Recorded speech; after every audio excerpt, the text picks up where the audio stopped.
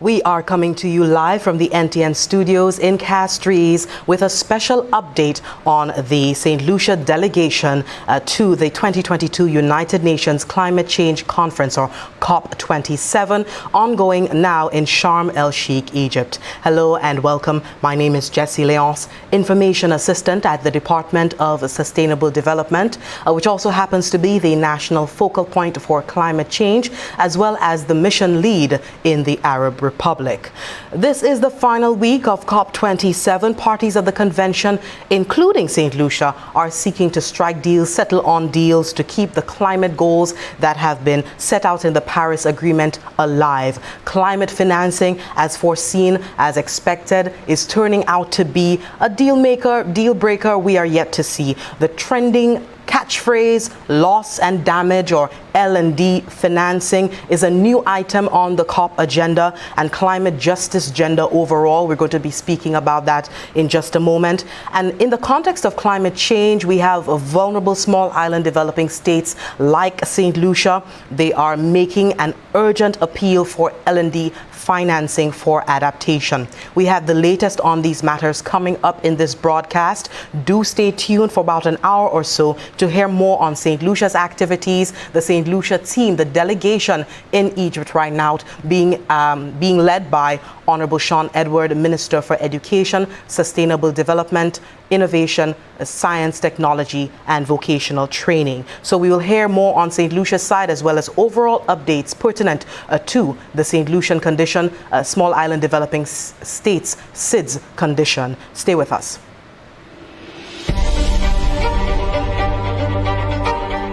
The issue of the agenda has been adopted smoothly after Herculean consultations over the last 48 hours that were chaired by the presidency team, and are delighted to have adopted for the first time an agenda item on the most important issue of loss and damage, an issue that is recognized by the vast majority of the international community as a very fundamental issue, one that has to be addressed. And look at the positive development in the inclusion on the agenda, and that this does open the door for a more in-depth, more transparent consultation and negotiation process where the landing zone for whatever conclusions we will have to arrive at through consensus, through building bridges, through accommodations, through flexibility. This is how we can achieve our goals.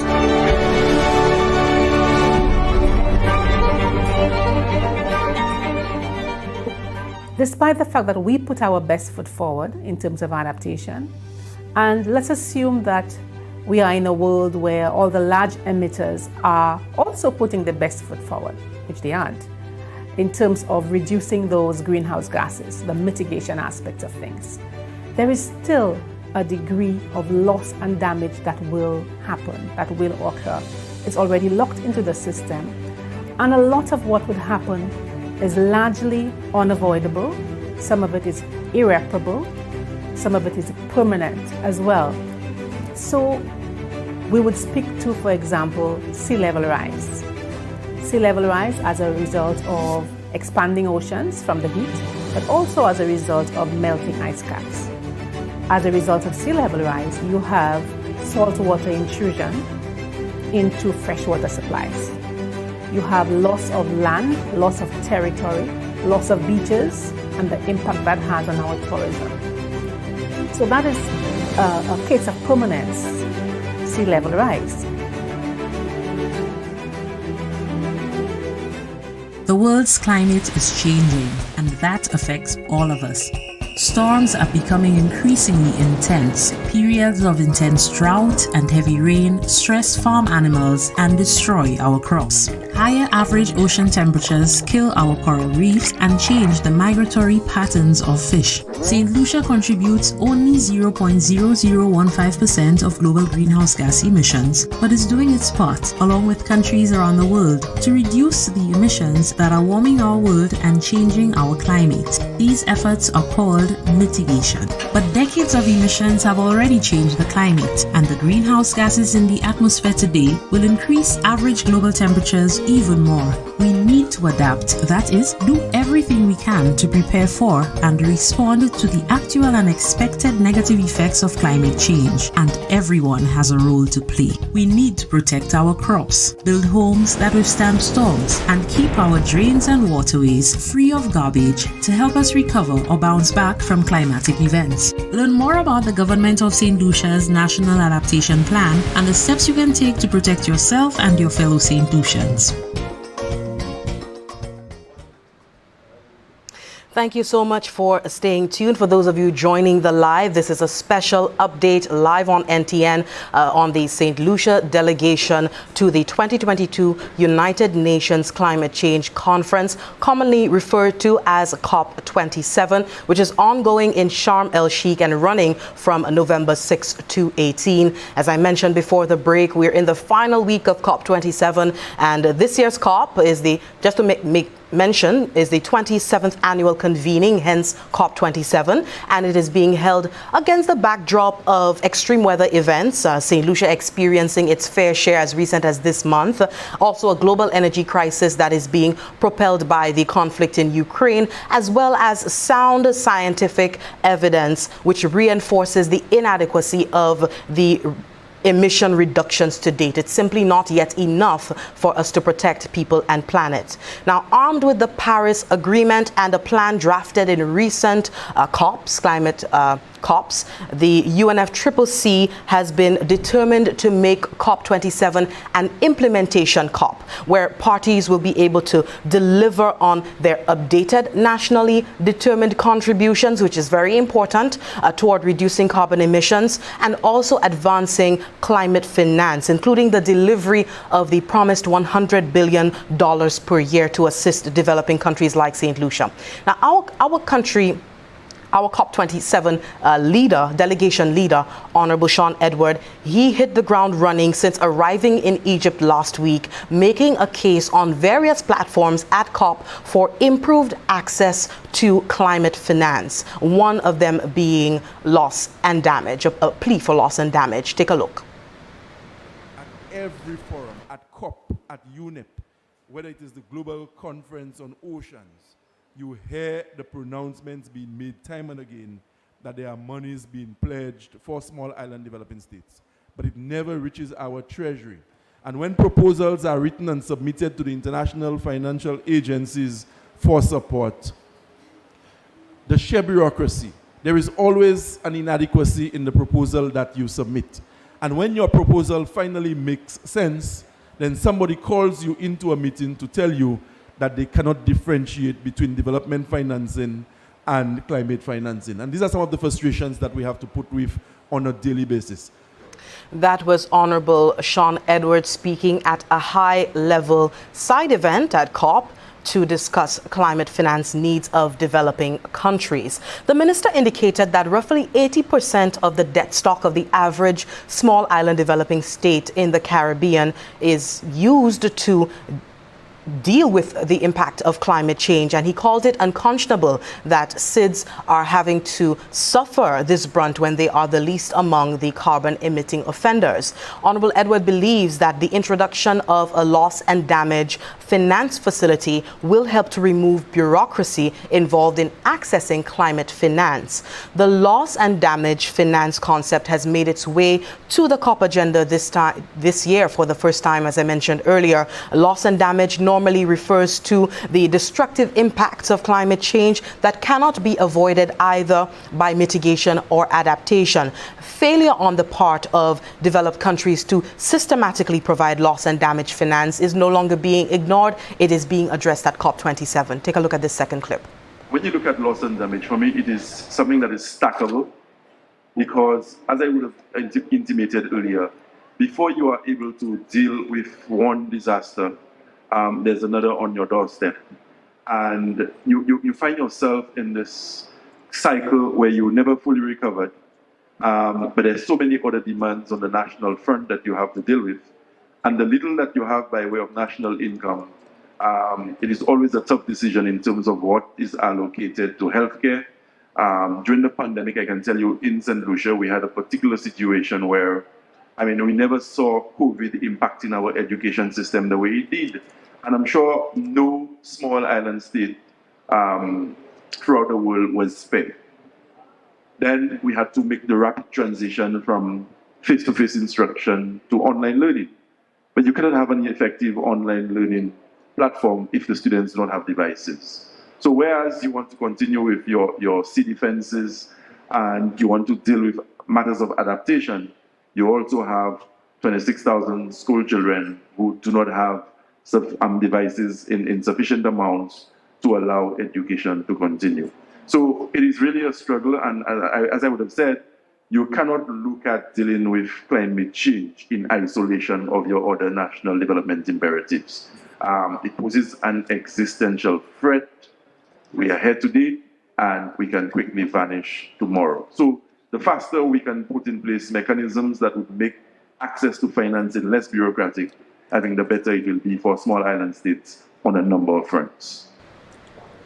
We will hear more from Honorable Edward in just a moment, particularly in his delivery of the national statement at the high-level segment of COP27. I think perhaps the most prominent platform that he has spoken on since.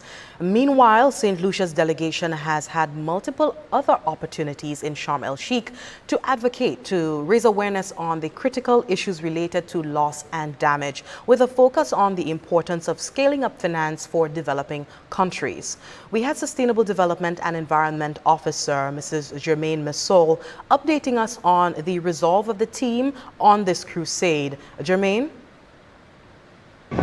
St. Lucia, of course, through AOSIS and the wider G77 negotiating group, is pushing or advocating for the establishment of a loss and damage fund at this COP, noting that the current financial mechanisms under the UNFCCC do not have funding allocations to address loss and damage. And of course, we, as small island developing states, continue to suffer severe loss and damages as a result of climate change. And so we are strongly pushing for the establishment of this fund. So that's the latest word coming from COP27 in Sharm El Sheikh from Germaine Messol, Sustainable Development and Environment Officer. I also asked Germaine, as at Thursday this morning, a day before COP27 concludes, how negotiations were going, and specifically with getting countries who have pledged climate financing and the bid for a loss and damage finance facility. She had this to say. We are now halfway through the negotiations, and sadly, many of the deliberations have failed to conclude with substantial progress. Critical areas on finance, mitigation, loss and damage, adaptation, science, agriculture, and Article 6 are still yet to be resolved. However, SIDS continue to stand their ground and push, especially on areas such as finance and loss and damage. This week is gearing up to be quite intense as parties work to resolve all outstanding issues and deliver ambitious and concrete decisions on Friday. That was Germaine Messol. We will hear a bit more from her in just a moment, but first we are counting down the hours, St. Lucia, to COP27 concluding, finishing, and really this is where things begin to kick into high gear. Many of the critical issues in the balance, we have loss and damage being one of them, climate finance, but also greater ambitions for climate mitigation and adaptation. So St. Lucia's officials, all parties represented at COP27, await with high hopes and a degree of, I even say, sobriety for action outcomes at this conference. Now, in that vein, we have some incoming information contained in the COP27 President's update released last evening, and so I just want to refer to it briefly for you to give you an understanding as to what is happening right now, where things are at. On mitigation, the work continues on a technical aspect. It has advanced on the mitigation work program, and new text has been issued this morning for ministers to consult on. So ministers who are representing the parties on the convention are deliberating. Negotiations continue to be feverish. On adaptation, work continues on the report and review of the Adaptation Committee, the global goal on adaptation, the national adaptation plans, and matters related to LDCs, with some issues being forwarded to ministers. And highly anticipated loss and damage, where things are at, as I indicated, until the gavel comes down, we are all waiting to see what the outcome is going to be and which countries are going to step forward. But in the meantime, parties have agreed to defer consideration of the governance of the Warsaw International Mechanism to COP28, and they're not deferring loss and damage to COP28, they're just deferring the governance of loss and damage to COP28. Ministers are engaged on financing for loss and damage matters, and we are fingers crossed for a good outcome. On finance, parties have been engaged on substance under all agenda items and have produced text on all issues. Parties will continue to advance on the technical work tomorrow, that being today and into Friday. Ministers will provide political guidance on issues related to the new collective quantified goal on climate finance. Of course, I will also have this posted onto our social media platforms, Department of Sustainable Development, so you can take a look at the updated President's report on where things are at, where COP27 is concerned. We continue with our regular coverage of COP27, the St. Lucian delegation now in Sharm El Sheikh. If you're just joining the live broadcast, a special good morning to you. It's a sunny morning here in St. Lucia. Meantime, we have the team in Sharm El Sheikh working very hard in the negotiation process to ensure that St. Lucia and other small island developing states are recognized for financing, among other interventions and assistance to help stem this climate crisis tide. St. Lucia was able to proudly report at COP27 that its National Adaptation Plan Progress Report for the first 3 years, 2018 to 2021, had been reviewed by a cabinet and approved. In her presentation at a COP27 side event panel discussing the role of adaptation reporting under the EFT, that is Enhanced Transparency Framework in Agricultural Sectors, Ruth Phillips-Itty, who is the Commonwealth National Climate Finance Advisor to St. Lucia, attached to the Department of Sustainable Development. She spoke on St. Lucia's perspectives in applying for funding and implementing projects for adaptation in agricultural sectors on the ground in St. Lucia. Take a listen. Within the first 3 years of St. Lucia's NAP process, that progress was mainly focused around planning, and that was particularly for the agriculture and fisheries sectors, where the country has developed and endorsed 4 sectoral adaptation strategies and action plans. That includes fisheries, water, agriculture, and marine and terrestrial resilient ecosystems. During the reporting period, St. Lucia's also began the process of developing SASAPs for other priority sectors, which is subject to additional support, capacity building and finance to be able to develop those further. Now, Phillips-Itty went on to speak on the successes of the National Adaptation Plan, St. Lucia's NAP, in securing adaptation financing to date. Within the reporting period, St. Lucia successfully accessed 10 million, or approximately $10 million through the Adaptation Fund for a project that hopes to enhance the resilience of farmers and protect rural livelihoods by addressing issues of decreasing rainfall and intensity of droughts. Also looking within the importance of the tourism and fisheries sectors, another project has looked at coral restoration, which aims to restore shallow water populations of corals on the southwest coast of the island. In addition to that, St. Lucia has been quite implementing a number of GCF readiness projects. One of them has actually been with FAO, receiving support to the Department of Fisheries and other key stakeholders within the sector to try to build the capacity of the sector around addressing data gaps to be able to advance implementation of the fisheries sectoral adaptation strategy and action plan. And the main objective is to then, in the future, access larger scale financing through the GCF with a full project. That was Ruth Phillips-Itty, St. Lucia's Commonwealth Climate Finance Advisor. We are due for a break. When we come back, we're going to be hearing from more of the delegation to the Conference of the Parties to the Climate Change Convention. Do stay with us.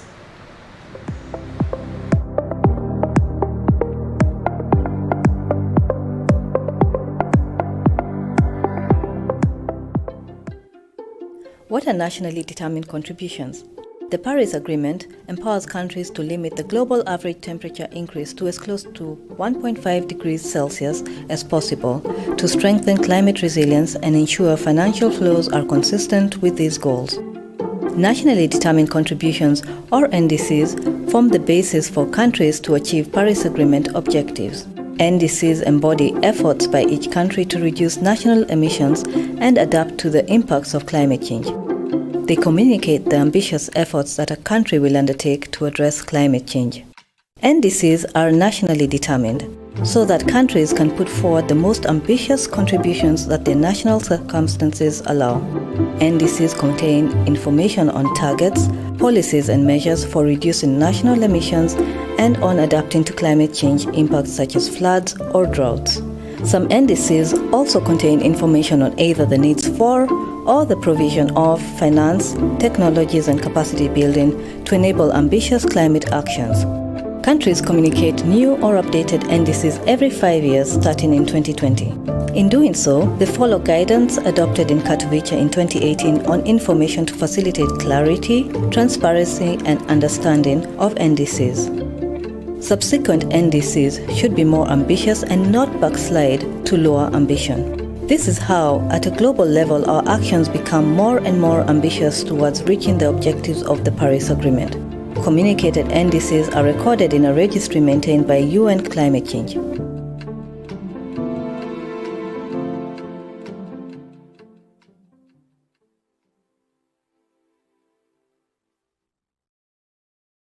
Climat la terre a changé et ça a affecté nous toutes. Cyclone qui a venu plus mauvais, l'eau et la prendre l'eau qui a détruit les animaux et plants.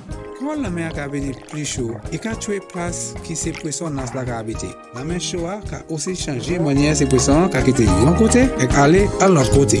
Cette liste a contribué en petit gaz en l'espace. Quand un petit pays, nous avons essayé de faire tout ça nous a fait pour assurer que nous baisser à la quantité de gaz nous a servi pour empêcher la terre venir plus chaud. Et pour baisser à la quantité de gaz nous a servi, c'est mitigation. Le climat a changé. Il y a chaque année, depuis nombre tout où le vent la terre, brûler gaz, l'huile, et charbon. Et ça a en cause la terre vient à chaque plus chaud. Ça nous ne pouvons faire actuellement même, c'est pour adapter. Fait tout ça nous a fait pour préparer et répondre pour ces conséquences négatives à la cause du changement climatique. Nous tous, ça fait quelque chose. Par exemple, nous ne pouvons assurer que nous protéger tout ça nous a planté. Servir fumier qui est naturel. Bâtir nous pour abattre des dommages en temps cyclone et goutte d'eau. Construire canal pour de l'eau courir bien comme il faut. Et assurer que le canal là pas désordre. Faire tout ça qui est possible pour vivre en temps de changement climatique. Trouver plus d'informations à ce plan d'adaptation national gouvernement et des démarches ou même ça prend pour protéger le corps et tout l'autre cette lycéen.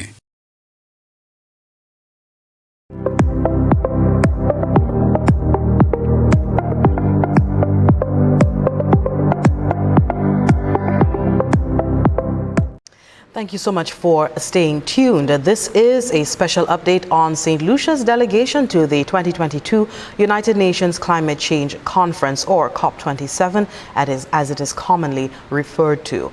We are into the final week of COP27, and we know things are getting to a fevered pitch with hopes for climate financing, high hopes for enhancements and improvements from all parties when it comes to mitigation and adaptation adaptation efforts. But before we get into what is happening this week and some of the activities, I want us to take a look back at last week, which was the first week of COP27. We have a brief report coming from Mr. Danny Mooney, who is over in Sharm El Sheikh, part of the St. Lucia delegation from the Organization of Eastern Caribbean States. And he did prepare a report on just a synopsis, a summary of COP27 in the first week. So take a look at that. The first week of COP27 has concluded, and participants are gearing up for the second week of the highly anticipated annual event. The international event seeks to stem the problem of climate change. So far, we've seen and heard from global leaders. You got three basics: solar, wind, geothermal. And the general protest that we anticipate at such an event. You're promoting no solution! The OECS delegation has been actively participating in several high-level meetings and panel discussions as it seeks to build a better future for the region. What I'm in a position to announce is that work has already commenced towards the establishment of an alliance, a common alliance for the Eastern Caribbean. Government ministers within OECS member states have also made impassioned pleas to the international community to address loss and damage, which will help small island developing states recover from disasters caused by global temperature rises. And every year the systems come, we have to borrow. And now, most, if not all, of the small island states of the Caribbean, and by extension cities in the Pacific and elsewhere, are saddled with debt that is not sustainable. Right now, all eyes are fixed on Sharm El Sheikh, Egypt, hoping that this year's COP makes concrete interventions to better and save the lives of people around the world. I'm a medical doctor from Switzerland, and my patients are already dying of the climate crisis today.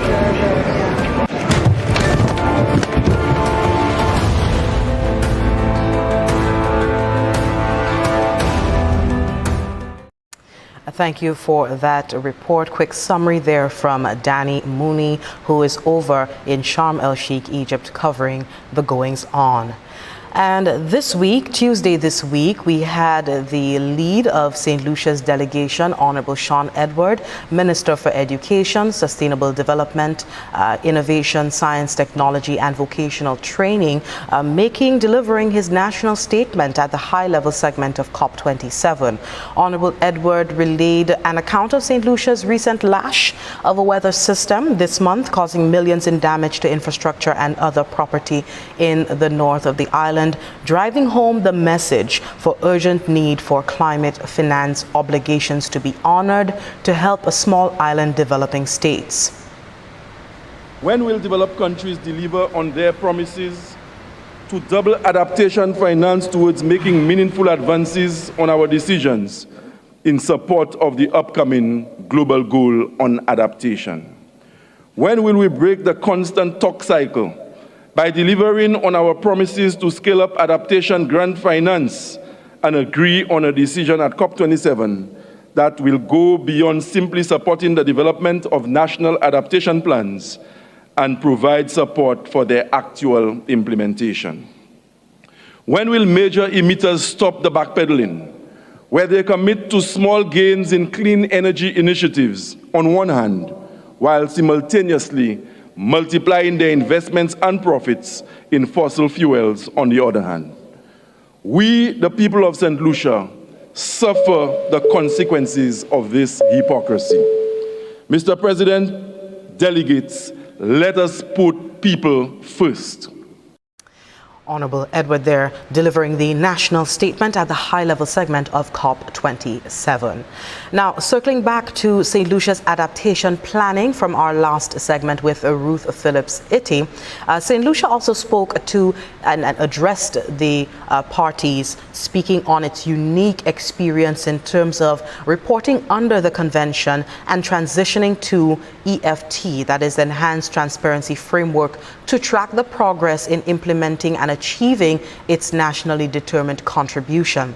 In a COP27 side event of the Caribbean Cooperative MRV Hub, we had Sustainable Development and Environment Officer Jermaine Massol stressing the importance of capacity building of regional experts and inclusion of new experts in the process for continuity and succession planning, learning from the technical review process in order to enhance national capacity. And just to note, St. Lucia stands as part of the diligent minority, having had submitted its national adaptation plan. And just to hear from Jermaine Massol, it was an opportunity for other parties who have yet to do so to hear from Ms. Massol on how this transpired, how St. Lucia was able to work through putting particular focus on its reviews as well. So take a look.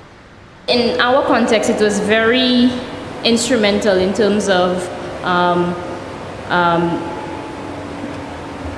providing insights in terms of our areas that would require further enhancements, gaps that exist, capacity building areas. So for us, in going through that entire process and having that clear understanding of what areas we need to improve on, we could have already, or we can already begin to plan ahead and put the resources, seek the resources that we need to implement changes or put the mechanisms in place that would allow us to bridge the gaps ahead of our next reporting cycle. And that also feeds into the BTR process. Of course, noting that the biennial update reports and the biennial transparency reports are similar in many aspects, you know, in terms of the greenhouse gas inventory, the mitigation aspects. And so I would encourage parties to, as much as possible, not shy away from the whole review process and capitalize on it and use it as an opportunity to enhance on their national capacities in terms of reporting. And Massol also spoke on the significance of capitalizing on partnerships. We really need to take advantage or build on partnerships or take advantage of strategic partnerships. For example, our partnership or our relationship with the Caribbean MRV Hub. We heard Mr. Wiley speak earlier on the fantastic things that they are doing in the region. And I think we really need to work with our partners in terms of getting that capacity building that we need, because they have provided lots of opportunities for us in terms of our greenhouse gas inventory systems, in terms of understanding better the IPCC guidelines in terms of mitigation modeling, and all of that has helped to build a local capacity of our country. So I would stress building or capitalizing on these partnerships that we have. That was Jermaine Massol, Sustainable Development and Environment Officer responsible for climate matters. Do stay with us. When we come back, our final segment, taking a look at Sharm El Sheikh, St. Lucia's delegation over at COP27.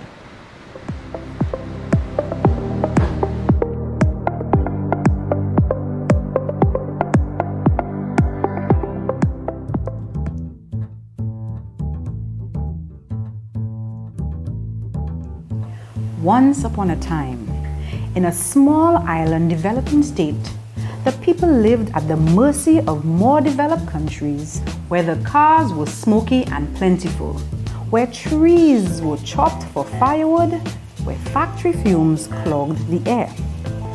As the industrialized countries polluted, the effects on the earth became more visible, especially for islands like ours. Droughts became longer. Hurricanes became stronger, rivers overflowed their banks, and the days became much hotter. The adults recognized their destructive pattern, and soon, collectively, larger countries started to work together to make Mother Earth greener to live. This proved not only difficult, but very costly. So, they came together and developed a Green Climate Fund to support efforts of developing countries like St. Lucia to respond to the challenges of climate change. Yes? So, Did they just give countries money to solve the problem? Well, yes and no. They developed a well-organized plan to help countries mitigate and adapt to climate change. Yes? Miss, what do you really mean? I was hoping you'd ask. To find out more, log on to www.greenclimate.fund.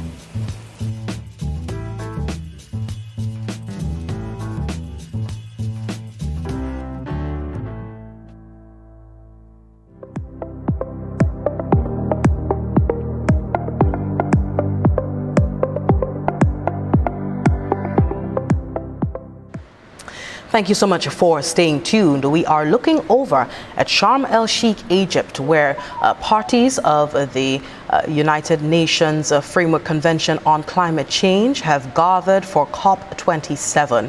Among the leading considerations are the Loss and Damage Finance Facility. We also have plans to enhance and refine mitigation and adaptation efforts.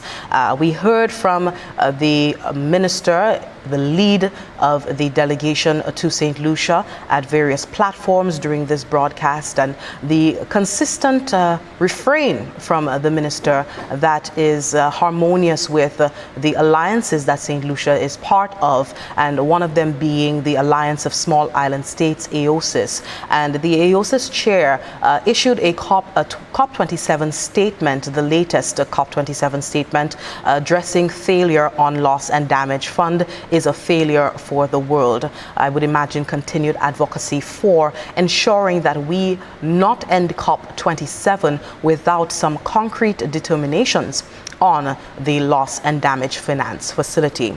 Just to reference that press release that was received, the chair indicated that we have come too far to fail on loss and damage finance. 3/4 of humanity is relying on a favorable outcome at COP27.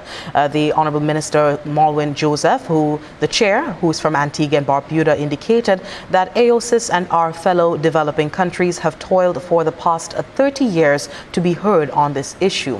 AOSIS has worked tirelessly this year to build consensus to devise a clear loss and damage response fund proposal and ensure the commitment of the international community to come to COP27 and negotiate on this issue in good faith. Now we are here, and some developed countries are furiously trying to stall progress, and even worse, attempting to undermine small island developing states. So not only are they causing the worst impacts of the climate crisis, they are playing games with us.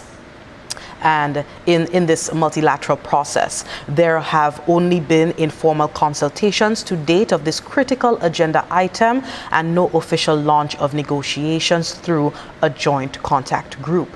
The chair went on to add that we greatly appreciate the signs and willingness to engage from countries such as the United Kingdom and New Zealand, and call on other developed countries to uphold the integrity of this process, which is mandated to support the most vulnerable. As I indicated earlier in the broadcast, we are coming down to things reaching a fevered pitch at COP27 when there are negotiations tightening up, and before the gavel comes down, we can expect for more countries to back up what St. Lucia and other small island developing states have been advocating for, which is the Loss and Damage Finance Facility to help these islands, these small states, deal with the matter of adaptation, implementation of the adaptation schemes, and this requires a climate finance. So there you have it, word from the chair of the OASIS. And we have been hearing from many other organizations, as you heard earlier from OECS, representing St. Lucia and other territories in the region. They are all advocating raising awareness on the condition that St. Lucia and other small island developing states are facing, as well as the significance of not only proper planning, but as we heard from the Secretary General of the UNFCCC the significance of making this COP an implementation COP. So walking away, getting not only pledges and commitments, but following through on these commitments so that the countries who are most vulnerable, the least offenders of the carbon emission, but most impacted when it comes to the climate effects, receive the help that they so desperately require. You heard from our Minister for Education, Sustainable Development, Innovation, Science, Technology and Vocational Training, re-emphasizing the importance of St. Lucia needing this type of climate finance, the bureaucracy that is often involved in these types of requests for access to climate finance. And the hope is that we can come away with some sort of concrete determination from the wealthier nations on this matter. It's all the time we have for now for this live, taking a quick update, giving you a quick update on St. Lucia's delegation to the 2022 United Nations Climate Change Conference, or COP27, happening now underway, still underway in Sharm El Sheikh, Egypt. Things are expected to wrap up tomorrow, Friday, November 18. But until then, the negotiations continue, the consultations continue, the deliberations continue to ensure that St. Lucia and the wider world is able to come up with and to follow through with the climate goals that have been set out in the Paris Agreement, so that we can hopefully stem this climate crisis that we are facing in the world. I'd like to thank you so much for watching. Do stay tuned for more NTN programming. My name is Jessie Leonce from the Department of Sustainable Development.